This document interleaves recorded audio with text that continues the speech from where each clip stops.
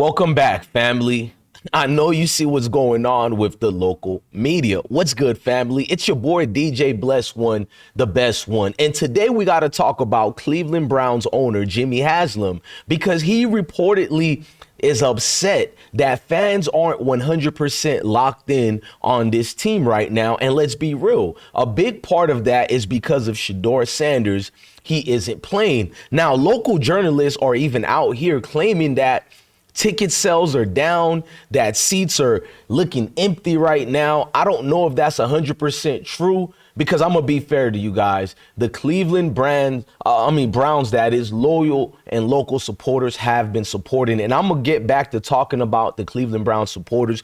But let's look at some of these articles first. And it's getting a little bit nasty. So they're like, look, man, viewerships are crashing. One guy broke it down to me on Reddit. He was like, look, bro, we're not saying the fans aren't loyal.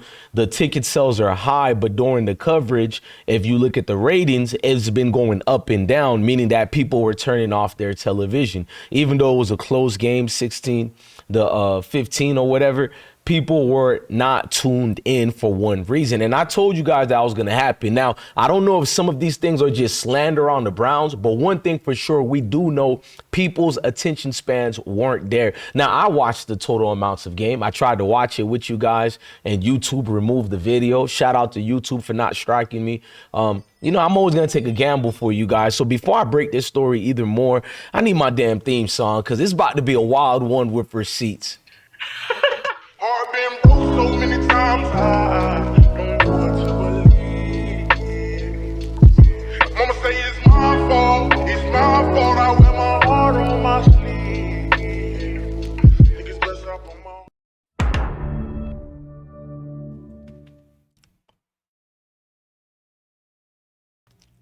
So watching this, I had to be fair before we continued going in. So before I go in and show the receipts and all that, I just want to tell you guys, listen, the Cleveland Brown fans are one of the most strongest supporters of all. That's why I'm skeptic about the ticket sales being down. Now, are people watching the games and then turning it off? I believe that part 100%. They're turning it off when they realize Shedeur is not going to play. But to say ticket sales are down, look, listen to me, man. I don't know if that's 100% true because Brown fans, y'all been loyal for decades. I'm talking about decades. Rain, snow, losing seasons after seasons. It doesn't matter. Browns fans have always showed up and showed out when it comes to supporting the Cleveland Browns. The Cleveland pride is just different, man. You know what I mean? But what I do believe is that the energy, the passion, and the support ain't at the same level as it used to be, and that's because fans are seeing the truth. I've been exposing it. Your owner doesn't care about winning. Now, let's break it down what's been going on. So all these reports been going through Cleveland's media's local journalists. They said allegedly Browns owners left fuming as fans refused to watch the games without Shedeur Sanders. Outrage, empty seats, and a star power demand so loud. Basically, the demand, like protest energy, it's shaking Cleveland's future and pushing Jimmy Haslam to the brink of, to the brink, that is. They didn't specify. I thought it was going to say to the brink of no end, but Cleveland fans, there's more receipts. You guys can pause it and read that yourselves, but they were chanting Deion's sons during the game. I did witness that. Somebody sent me proof of it on Twitter.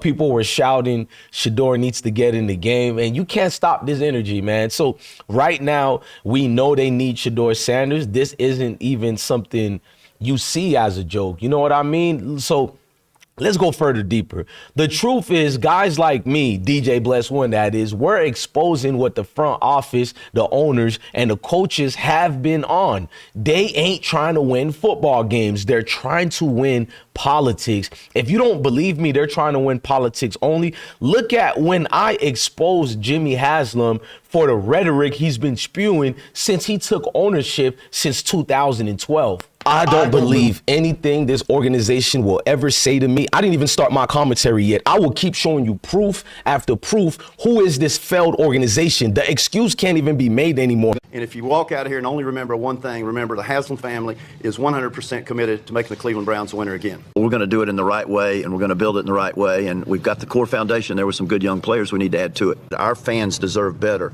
And what I want our fans to hear is nobody cares about winning and is going to work any harder to get us there than the people you're looking at right now, particularly the owner. I think the steps we have taken clarify how our organization is going to be set up and run, and as I've said several times today, set us up for success. The fact that this franchise is not performing any better, and certainly not like its great fans deserve, is my fault. We got the right guy for the Cleveland Browns. We haven't made good decisions along the way, so we'll accept the blame. Our record as owners is terrible, but we're not giving up. We're more than ever determined to get this right. As owners, we take full responsibility for all those changes. I just gave you guys a rundown since 2000. Now, shout out to Jai, the truth, who used my receipt and posted it on Twitter. If anybody want to do the same, you want to post my content on IG, Twitter, all that. I'm family. You guys are family. Go ahead and do it. That's the thing. When you're being an investigative journalist, our hard work don't really get thrown out there because most people want the entertainment part. It's easy to go viral on YouTube. I've been there almost every week. You guys see it. But the hard videos that I do that I love the most are these journalistic investigative ones. I told you in September, the start of the season, I'm exposing everybody. I've been exposing nonstop. And I got more on Jimmy Haslam separate from this video. We know about you being the welfare king, and we're going to get into that because I got a video dropping about you moving your resources all the way to West Palm Beach. People thought I was tripping. You begged for $600 million by the Cleveland tax-paying citizens. They gave it to you. We don't know what's going on with the Cleveland organization, but I do. I told you in 2 to 3 years, he's going to sell your franchise. He's doing all the money moves right now at your expense. And you're going to see what I'm talking. All the moves I've been talking about been perfect, and it's been right on time. What Shedeur said, perfect timing, but you guys don't like me, but we'll do a separate video about that. Now let's continue on.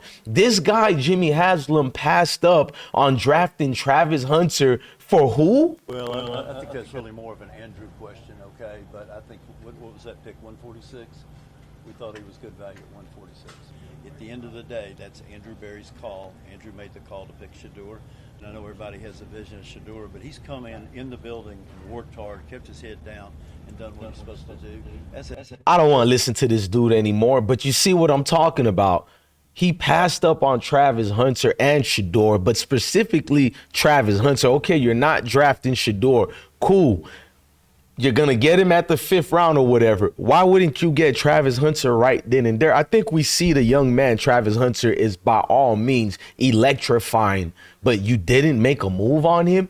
Look, the fans see it. They know when Shedeur Sanders is on that field, well, pretty much energy is different. Viewership goes up, ticket sales go up, excitement goes up. But instead of building around him, instead of giving Cleveland the quarterback and the leader that they want, this organization keeps running the same tired plays, literally and figuratively. You guys choose this coach. Hold on, let me put Jimmy Haslam face on the screen right quick, because I don't get it with this guy.